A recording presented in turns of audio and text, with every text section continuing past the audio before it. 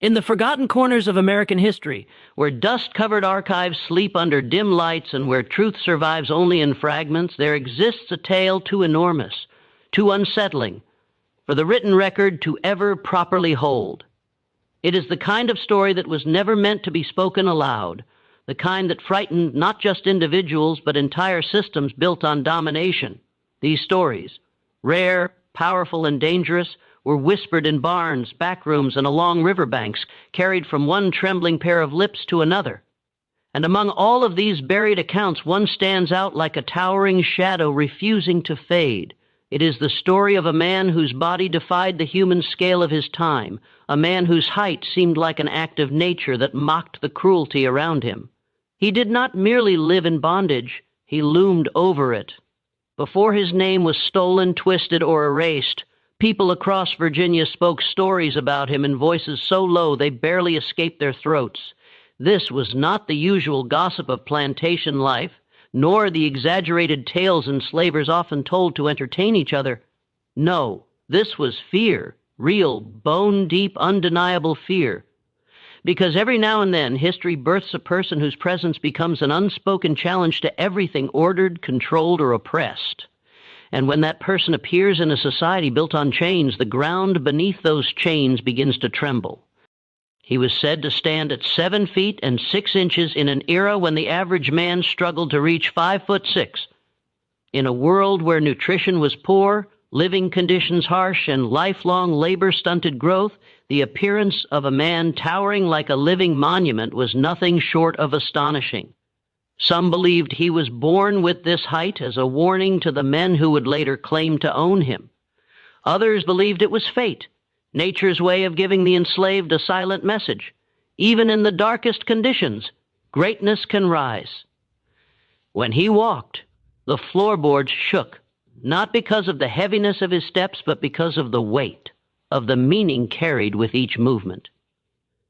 He was a reminder that no matter how powerful the slave master pretended to be, he was still just flesh and bone standing before a man who could look down on him, literally and symbolically. The rumor began in small corners. A merchant claimed his wagon horses startled when the giant passed by. An overseer swore that his rifle shook in his hands when the man stood too close. A child whispered to her mother that the giant's shadow swallowed hers whole.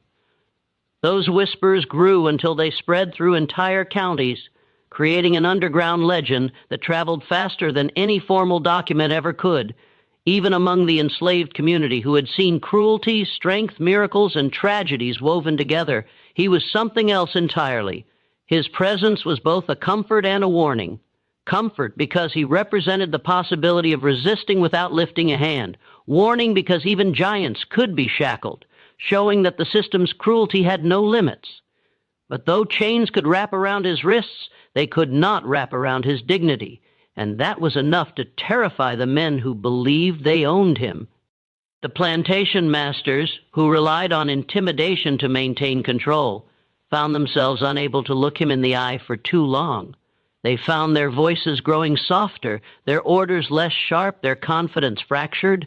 The overseers, normally loud, whip-ready, and eager to assert dominance, spoke more cautiously when he was near. Some even stepped aside as he approached, pretending they simply needed to shift their stance, though everyone knew the truth. They were afraid, not just of his size, but of the quiet defiance that lived behind his eyes. That defiance was where his true strength lived. Many men are born tall, but very few are born unbreakable, and he was one of them. Every chain that masters tried on him seemed to fit like a bracelet, too. Too loose, too fragile, too laughably small. They used thicker iron, tighter bolts, stronger locks, and each time the same conclusion whispered through their cotton fields: you cannot cage a mountain. Some said that at night the irons rattled against each other, not because he moved, but because they were afraid of him. There is no proof of this, of course, but history is filled with truths that never made it onto paper. People misjudged him often. They assumed a man of his size must rely solely on brute strength, must be violent, aggressive, unpredictable. They mistook his silence for emptiness.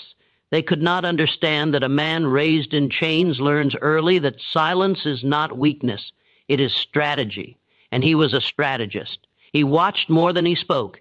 He listened more than he reacted. He understood that fear was a more powerful weapon than fists, and his size alone created more fear than any rebellion could. The plantation households whispered stories about him behind closed windows. Some said he could lift a full-grown mule. Others claimed he once broke a door frame by simply stepping through it. A few insisted. No whip had ever left a mark on his skin, though this was likely an exaggeration born from the belief that he was something more than human. But what terrified people most were not the physical tales. It was the belief that he knew he was stronger than all of them, and he did not bother to hide it. Travelers passing through Virginia caught rare glimpses of him. They wrote about him in diaries and letters that were later found tucked inside trunks or preserved in faint ink. One described seeing him standing in a field during sunset, towering above the tobacco stalks, as if he had risen from the earth itself. Another wrote that he saw an enslaved man who stood as tall as the old pine trees, his silhouette stretched across the entire yard. These descriptions, often embellished, still held a scared fascination. The travelers did not know his name, but they knew he was someone extraordinary, someone who did not belong hidden behind fences or tied to labor. They saw a man whose very size made the cruelty of bondage look absurd. Even the children of enslavers, who grew up witnessing violence as casually as weather, looked at him with wide eyes. Their innocence had not yet been shredded by the cruelty around them, so they saw him differently. One little boy was rumored to have asked his father, "Why is he a slave if he's bigger than you?" The father had no answer, only anger. But the question lingered in the air, a truth too sharp to ignore. The child spoke an unintentional truth. Dominance is a fragile illusion. The enslaved giant understood his effect on people. He saw how their eyes widened, how their breath caught, how they repositioned themselves when he came near. But he never used this fear recklessly. He carried it like a heavy burden, aware that one wrong move from a man of his size could bring retaliation not just on him, but on those around him. Yet the masters did not know this. They only saw the possibility of rebellion reflected in his shadow, and possibility alone terrified them. In some versions of his story, people claimed that the giant was not originally from Virginia, that he had been sold across multiple states because no plantation could keep him under control. Others insisted that he was born on Virginian soil, the unexpected child of a woman barely 5 feet tall who herself died shortly after childbirth.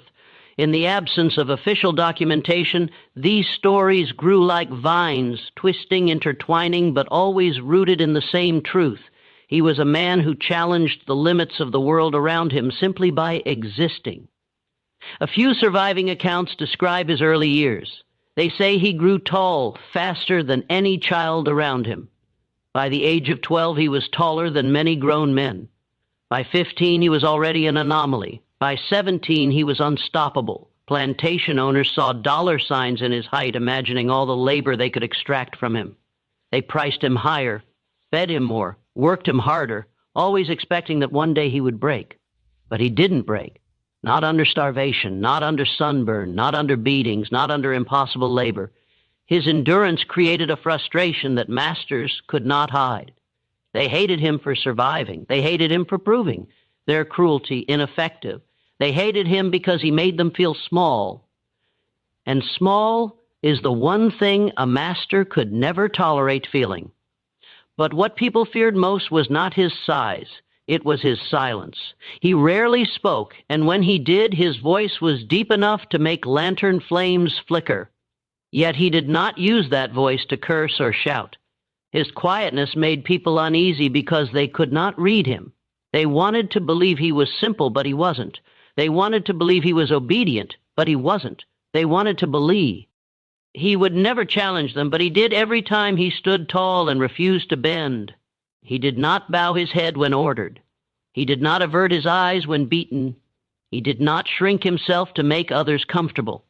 That simple act, standing at his full height, was a rebellion that spread through whispers, carried like wind between cabins, inspiring those who saw him. And so the legend began long before he ever took a step toward freedom. People who lived in that era described him in voices that trembled even when they tried to sound calm. The stories they whispered were not the usual tales of hardship or cruelty. Those were tragically common. No, the words spoken about this man carried a weight that was different, almost supernatural. It was as if his very presence forced people to rethink the structure of the world around them. They said that when he walked, the ground seemed to shift its loyalty from the masters to him. They said barn doors quivered in their hinges, animals fell silent, and the air held its breath. They spoke of him as something more than human, but not quite mythic, somewhere in between, suspended in that dangerous space where fear and fascination live side by side. People said that if you stood near him, the world felt different. His height wasn't just unusual, it was overwhelming, the kind of stature that didn't just shock the eyes but challenge the mind. The tallest overseers, the ones who strutted through plantations with whips in hand and cruelty on their breath, found themselves rethinking every step when he was close. Their voices, normally sharp as blades and loud enough to scare children, turned into soft, brittle sounds. For the first time in their lives, they felt what the enslaved felt every day, a loss of control, a tightening in the chest, a reminder that power is sometimes nothing more than an illusion people cling to. He was not born into power, he was born into chains, born into a world where his size was at first seen as a physical defect, then as a resource, and eventually as a threat. As a child, he didn't understand why the adults around him looked at him with a blend of awe and suspicion. When he reached the same height as the overseer at age 12, the whispers started. When he surpassed the height of the plantation owner a year later, fear settled into the soil like a new kind of seed. But fear can grow faster than any crop, and in his case it grew wild. Even as a young boy, the chains placed around his wrists began to look absurd. Iron meant for grown men hung loose around his arms, slipping up and down as if struggling to find a place to hold. Masters demanded heavier restraints, tighter shackles, thicker iron, convinced that one day they would find something that could truly bind him. They never did.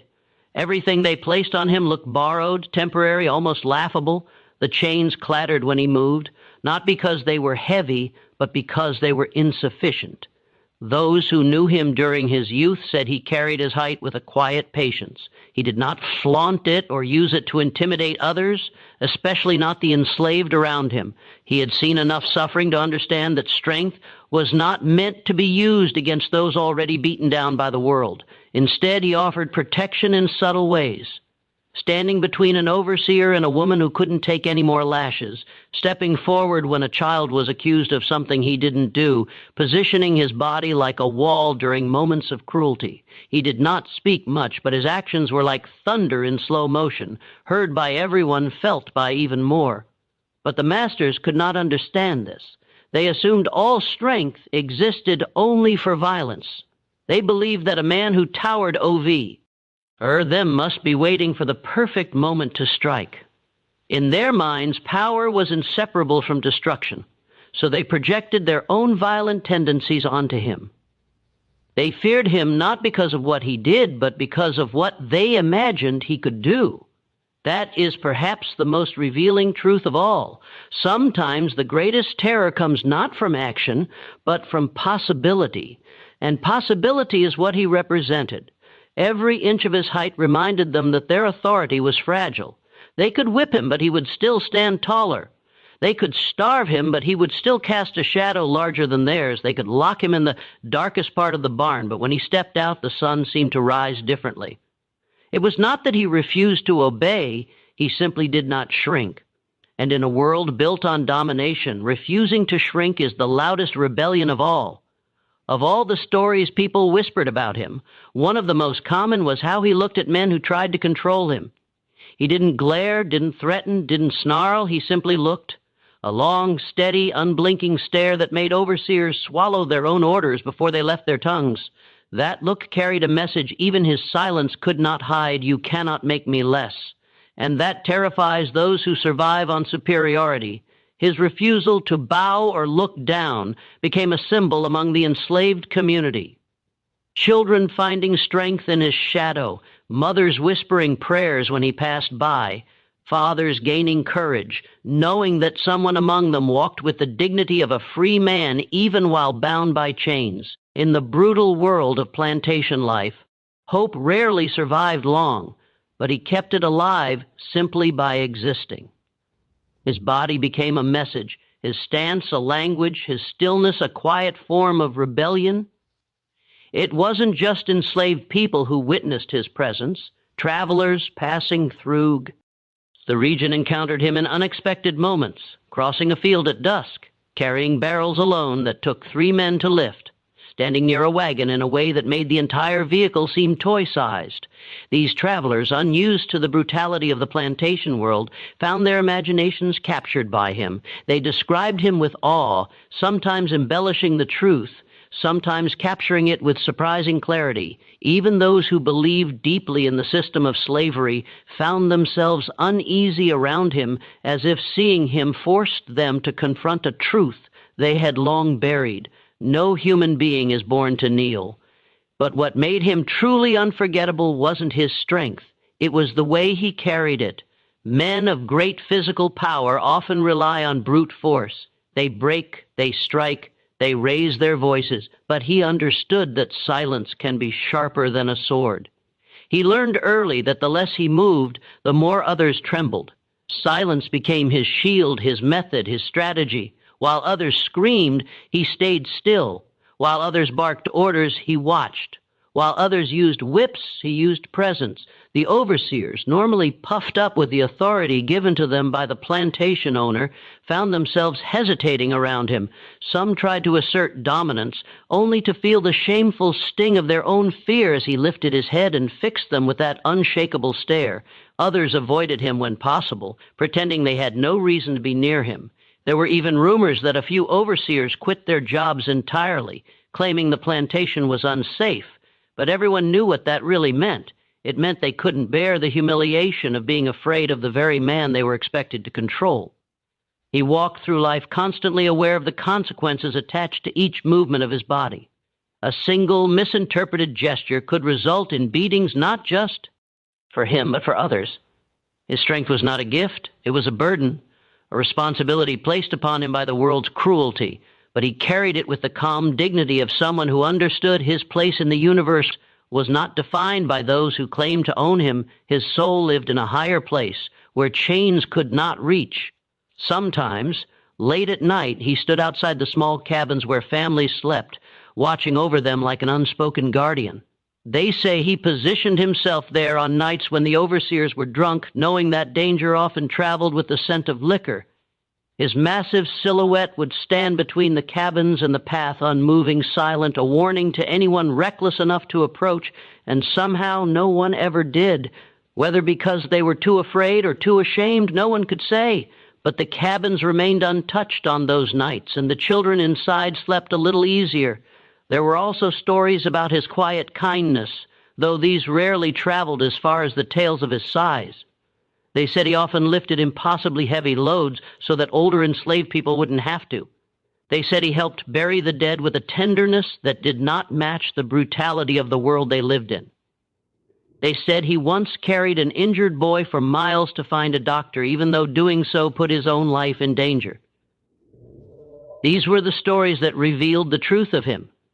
Not a monster, not a threat, not a spectacle, but a man with a heart too large to be confined by chains. But kindness is often invisible to those who love control. What the masters saw instead was a man who could not be dominated, a man whose spirit remained intact, unbroken, unbent, and that to them was the most dangerous thing of all. They believed that breaking a man's body was easy, but breaking his will was necessary. Yet with him, they failed again and again. As time passed, more plantations heard of him. His reputation spread farther than the sound of any whip. Some slave owners grew curious, others grew angry, but most grew frightened. They feared the story more than the man. Because stories travel, stories inspire, stories ignite revolutions. And the story of a 7'6" enslaved man who refused to bow was a spark waiting for dry kindling. And so, as his legend spread, so did the fear. Not from anything he did, but from what he represented. He was proof that strength could survive chains, proof that dignity could live under oppression, proof that some men are too large, too powerful in spirit, to ever truly be owned. His very existence was a contradiction to the world that tried to contain him. And contradictions, when they walk on two legs, become revolutions. Travelers passing through Virginia during that era often kept journals, small leather-bound books that held sketches, observations, and private confessions. Most travelers wrote about predictable things: road conditions, weather, plantations they passed, the condition of crops, or the appearance of towns. But occasionally, in these fading pages, there appears something startling, an entry that feels out of place, almost impossible. That entry is usually the same, a brief description, written with hurried strokes and uneven lines, mentioning a figure seen in the fields or near the barns.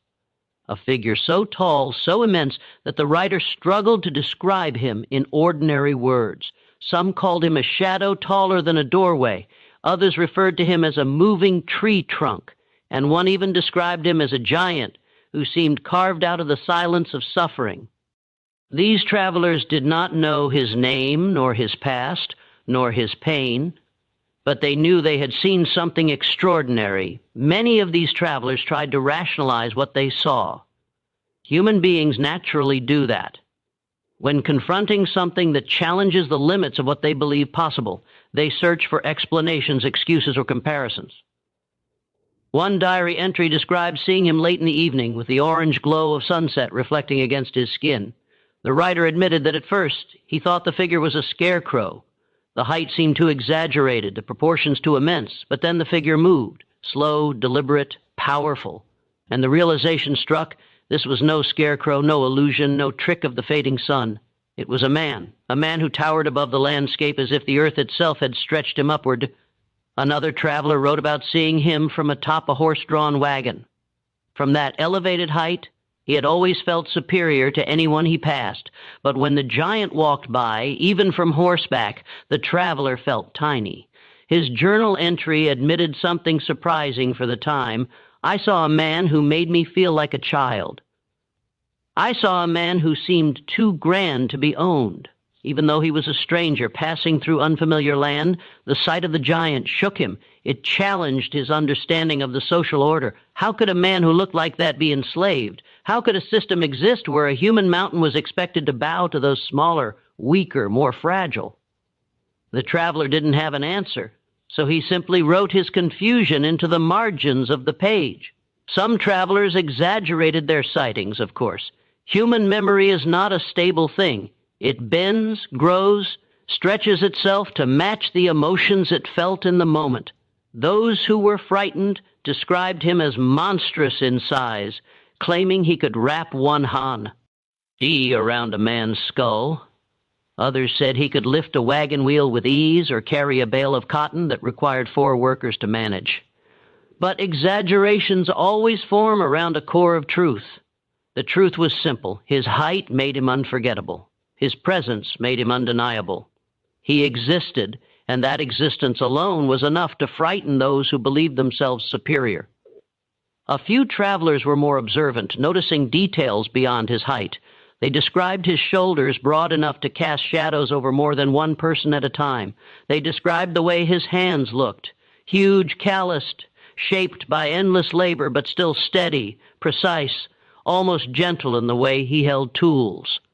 They described the way he walked, not lumbering or clumsy as one might expect from someone so tall, but with a calm, balanced grace. His stride was long yet deliberate, each step measured as if he was fully aware of the ground beneath him. There was nothing reckless in his movements. He walked like someone who knew the world watched him with fear and curiosity, and he carried that awareness silently. Most noticeable of all, however, were his eyes. Travelers wrote about them again and again. Not the color, not the shape, but the expression. They described eyes that held storms, eyes that carried the weight of 1,000 silent stories.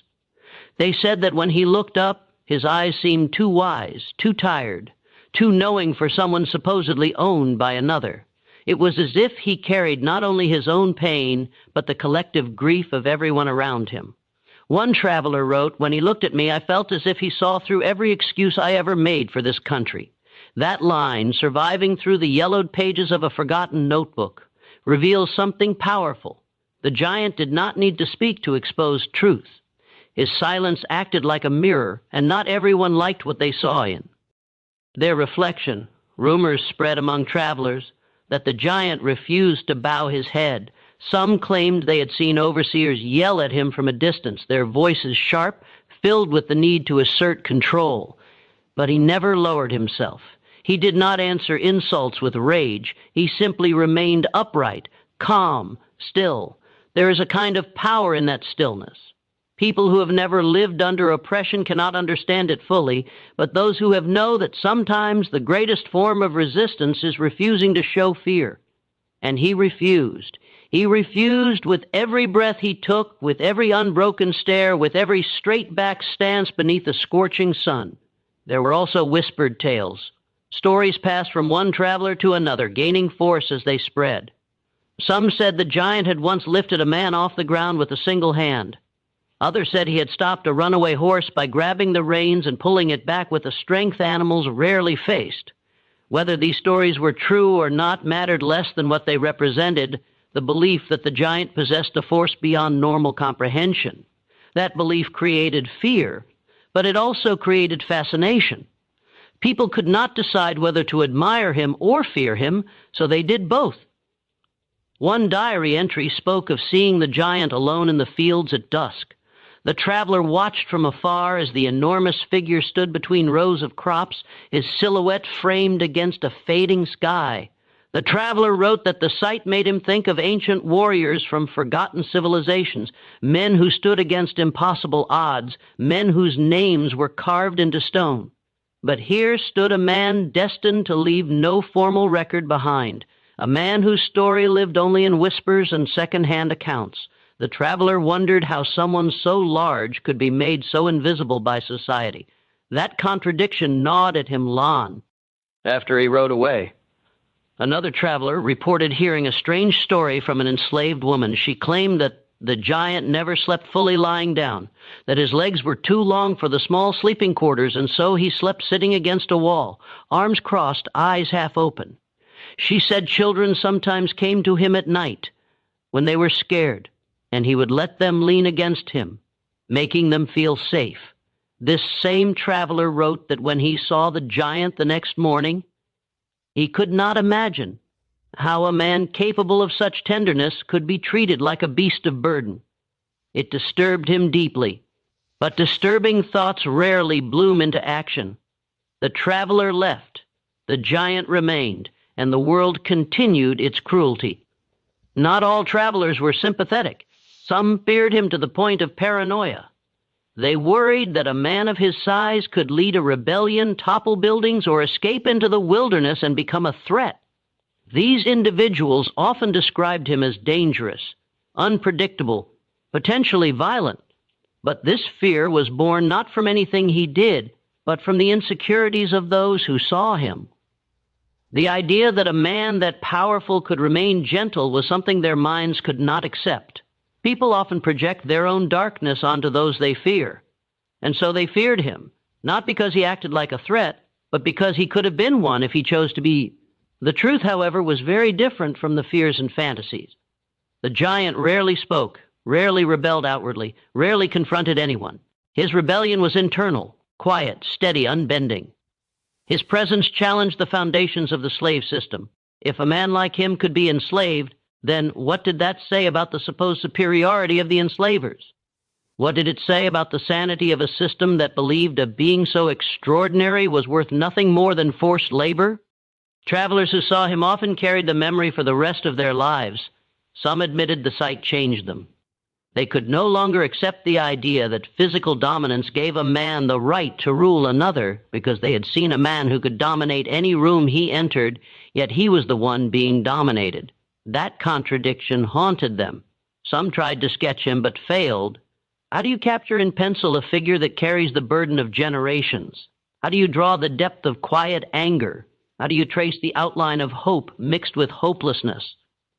Their sketches always fell short, always missing the weight of his presence. What they saw with their eyes could be drawn, but what they felt could not. Even years later, long after slavery ended, Some travelers who had once seen him would talk about it to their grandchildren.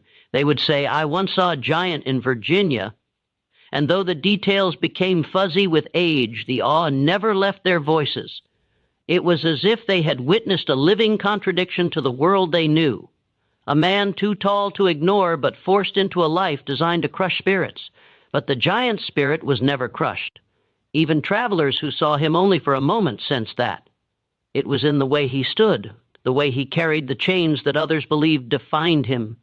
It was in the calm steadiness of his breath, the unwavering strength of his stare.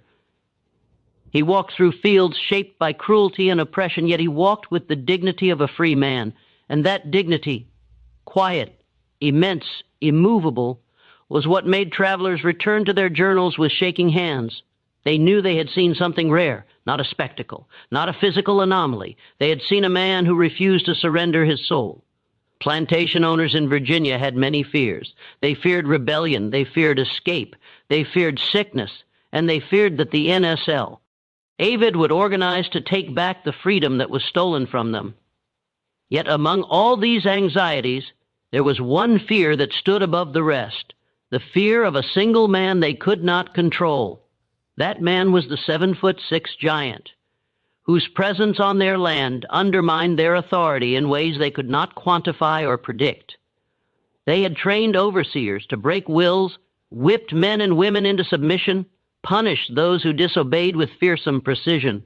But here was a figure who rendered all their carefully constructed systems of terror almost irrelevant.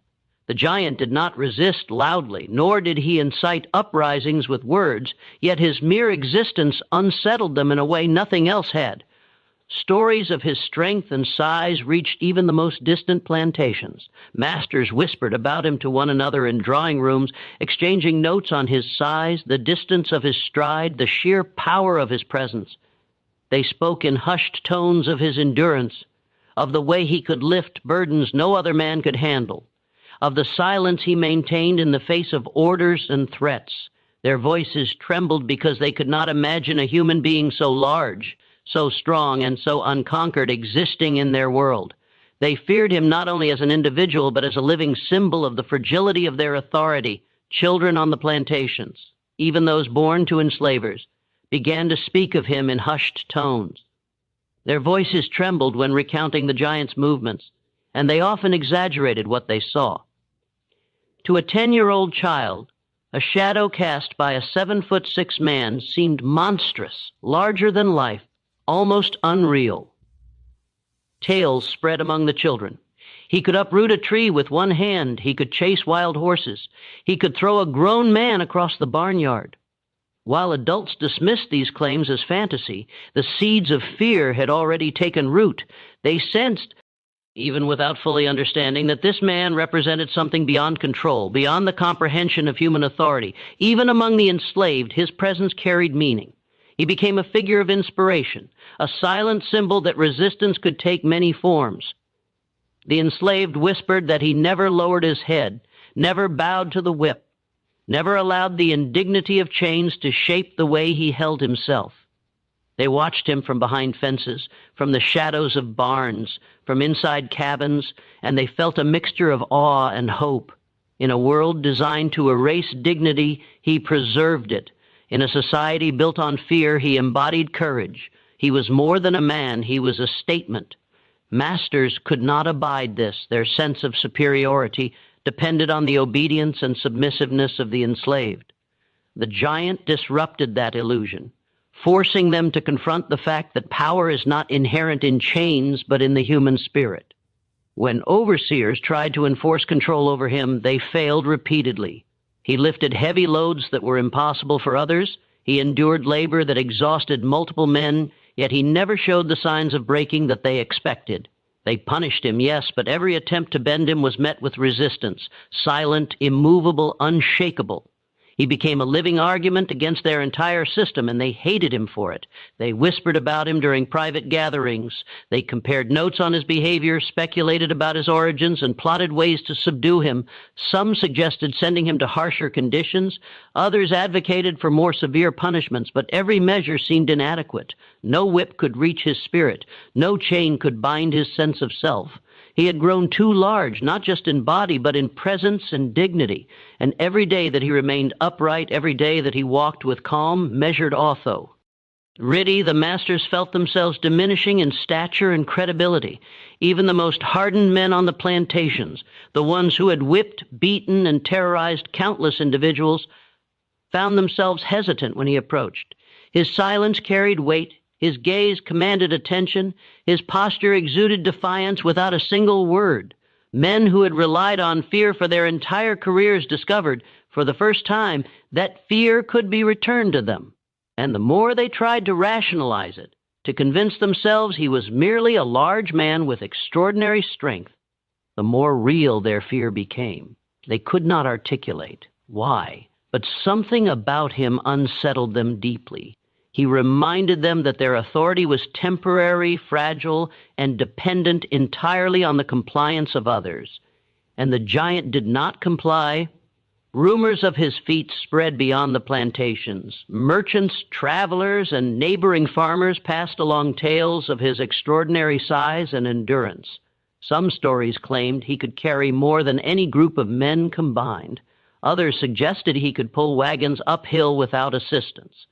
While it is difficult to separate fact from exaggeration, the truth mattered little to those who heard the tales. The idea of a man so powerful existing in their midst was enough to incite fear and caution.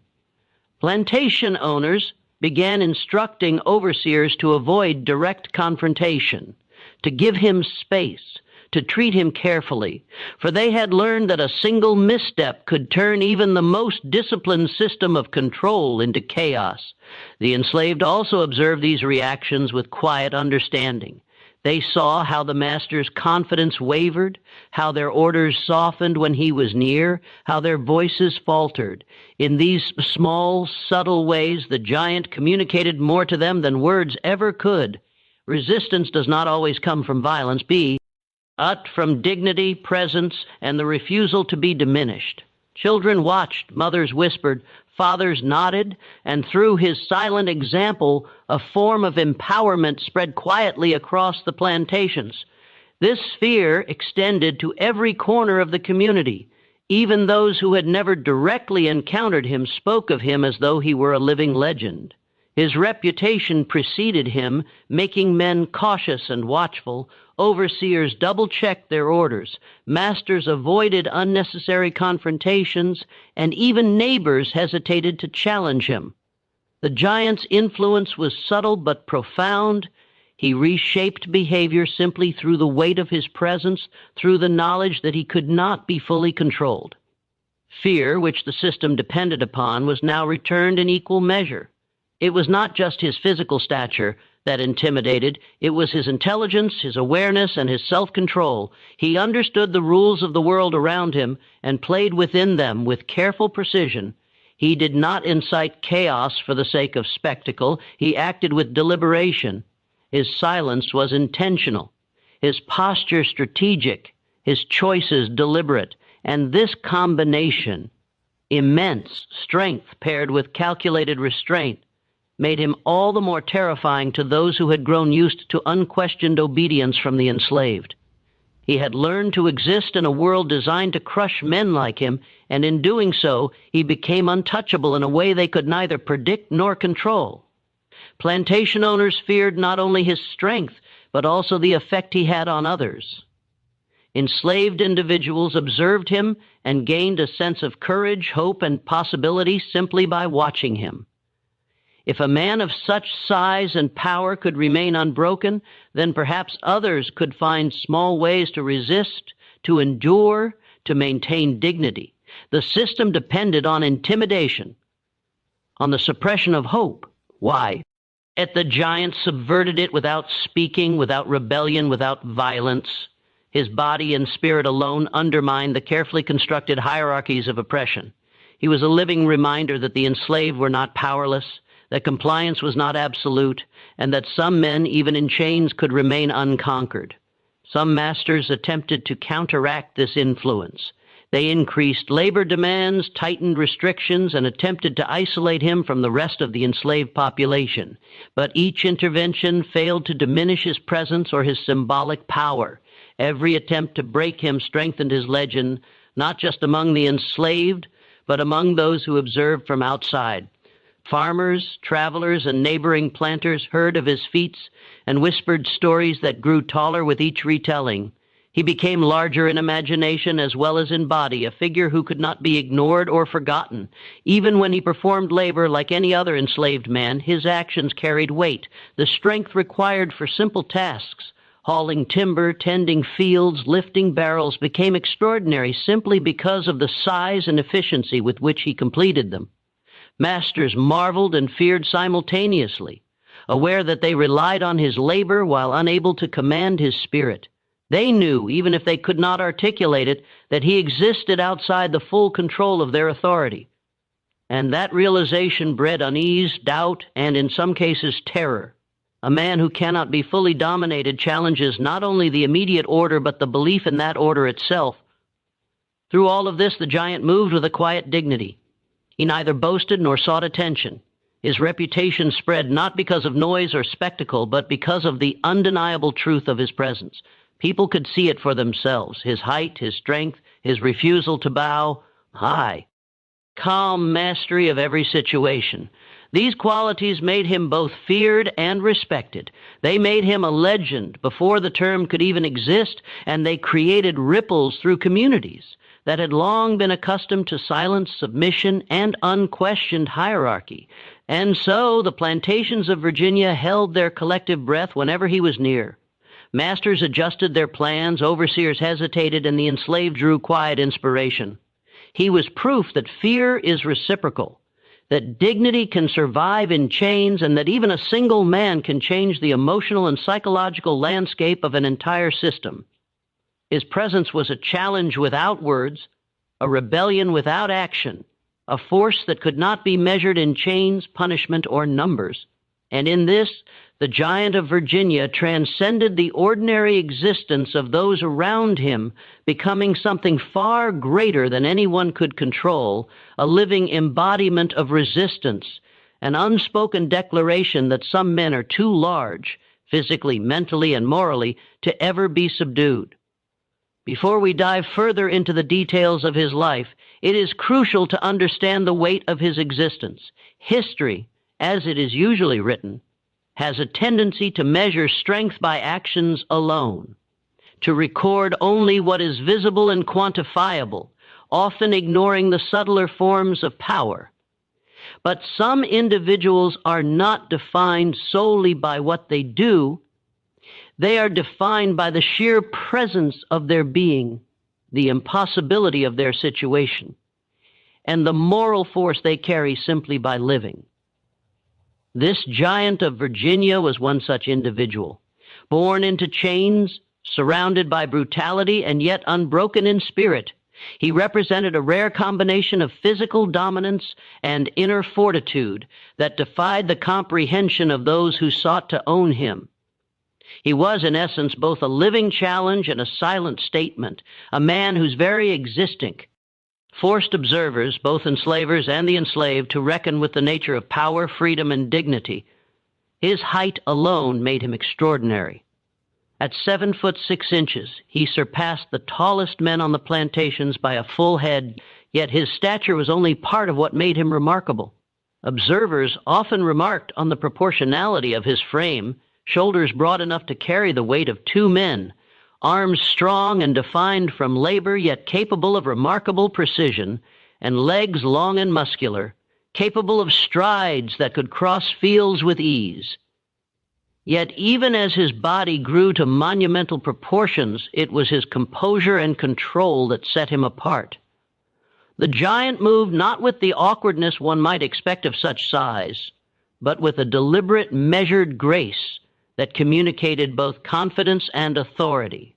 Every step, every gesture, every glance conveyed intention, and those who witnessed it knew instinctively that he was aware of the power he wielded simply by being present. The psychological impact of his presence was profound. Plantation owners who had spent decades instilling fear through violence and intimidation found themselves unnerved in his presence. Overseers, accustomed to commanding obedience through whip and shout, hesitated when the giant approached. Even children who had grown up in the shadow of chains felt a mixture of awe and safety around him, recognizing in his calm strength a symbol of resilience they had scarcely thought possible. In this way, he wielded a kind of authority that did not rely on aggression or fear. It relied on the undeniable fact that he could not be controlled. Where the system demanded submission, he offered resistance through posture and presence alone, a refusal to diminish himself even under the harshest conditions. Accounts from travelers and neighboring observers amplified the legend of the giant. Those who saw him could rarely articulate what made him so compelling. They noted his height and strength, yes, but they also remarked on subtler qualities, the steadiness of his gaze, the deliberateness of his movements, the quiet patience with which he performed his labor. One diary entry described him standing in a field at dusk, a living monument to defiance, his silhouette stretching across the horizon, casting long shadows over the land. Another noted that he could carry loads that would require 4 men to lift, yet he did so with a calm efficiency, never appearing rushed or strained. Even those who were sympathetic to the institution of slavery could not deny the profound impact of seeing a man so physically imposing yet controlled, dignified, and seemingly untouchable. Within the enslaved community, his example inspired hope and resilience. He became a figure of quiet leadership, someone whose refusal to bow or break demonstrated the possibility of endurance in a world designed to erase dignity. Mothers whispered his deeds to their children as lessons in courage. Men observed how he carried himself and drew strength from his example, learning that resistance could be embodied even without rebellion. The giant's presence suggested a form of rebellion that was subtle yet powerful, to refuse to be diminished, to claim agency through composure and strength even when denied freedom, to maintain a sense of self in an environment that sought to obliterate it. In essence, he became a silent educator, teaching lessons of resilience through his very being. Despite his monumental size and the awe he inspired, the giant understood the dangers inherent in his position. He navigated the treacherous terrain of the plantations with a careful awareness of the consequences of every action. A misstep could endanger him or those around him, as masters were quick to punish any perceived challenge to their authority. He learned early that survival required both strength and strategy, that resistance could take many forms, and that the quiet assertion of presence could be more subversive than overt defiance. His intelligence, combined with his physical prowess, allowed him to endure years of labor, abuse, and observation without succumbing to despair or rage. In doing so, he demonstrated a remarkable understanding of power, that it is not always exercised through dominance alone, but also through restraint, dignity, and the control of one's own mind and body. The social and psychological effects of his presence extended beyond the plantations themselves. Even travelers, merchants, and neighboring landowners who caught glimpses of him noted the unease he inspired.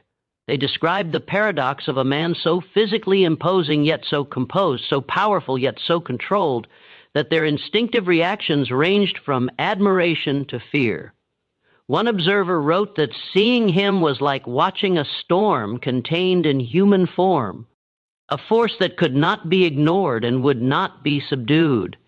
Stories of his feats, lifting massive loads, performing extraordinary labor, enduring punishment without complaint, spread like wildfire, blurring the line between reality and legend. In each retelling, the giant grew larger, his reputation more formidable, until he became not just a man, but a symbol, a living embodiment of resilience, defiance, and the unbreakable human spirit.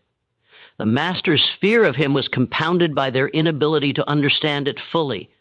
They could quantify his size, measure his strength, even attempt to punish him, but they could not control his spirit. They could not predict his actions or gauge the impact of his presence on others.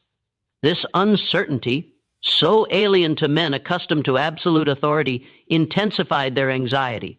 They whispered to one another about his capabilities, speculated about his origins, and tried various strategies to contain him, but all efforts fell short. No whip, no chain, no threat could alter the fundamental truth. He existed beyond their control, and in doing so, he undermined the very ideology that justified their domination. Perhaps most remarkable of all was the duality of his existence. To the masters, he was a threat, a challenge, a reminder of their vulnerability. To the enslaved, he was a protector, a beacon of hope, a teacher of resilience. To travelers and outsiders, he was a phenomenon, a man whose presence defied logic and expectation. Yet despite the enormity of his impact on everyone around him, he remained fundamentally himself, a man living under conditions designed to break him, yet refusing to surrender his essence. He carried his history, his pain, and his strength with a quiet dignity that transformed every interaction, every glance, every movement into a statement that no change, no system, no amount of oppression could ever fully dominate. 8. The giant's legacy is not measured in dates or official records, for the system that enslaved him sought to erase his existence. Instead, his legacy survives in the way he forced others to confront uncomfortable truths, in the stories whispered across plantations, in the journals of travelers, in the awe and fear documented in fragments of history. He reminds us that power is not always loud, that resistance is not always visible, and that some men are too large, physically, morally, and spiritually, to ever be confined. His story challenges the conventional narratives of history, revealing that the greatest acts of defiance often occur not through confrontation alone, but through the steadfast refusal to be diminished. In understanding the giant of Virginia, we are compelled to reconsider the measures of strength and courage. He did not achieve freedom in a single dramatic act, yet his existence was a continuous act of defiance. He did not lead armies or stage revolts, yet his impact reverberated through the lives of everyone he encountered. He lived as a testament to the enduring power of the human spirit, demonstrating that resilience, dignity, and presence can be as formidable as any physical force. His story is a reminder that some individuals, by simply refusing to yield to oppression, change the very fabric of the world around them. He was, in every sense, a giant, not merely in stature, but in spirit, courage, and the quiet, unstoppable force of human dignity. Even today, long after the chains have been removed and the plantations abandoned, his story resonates. It survives in whispers, in historical fragments, in the imagination of those who seek truth in the shadows of forgotten history. He compels us to recognize that true greatness is not measured by compliance, by obedience, or by submission. It is measured by the ability to stand tall, physically, mentally, and morally, even when the world demands that you bow. And this is why the giant of Virginia, whose very existence forced masters to flee in fear, remains unforgettable. He was proof that some men are born to be larger than life, not just in body, but in the spirit that refuses to be chained.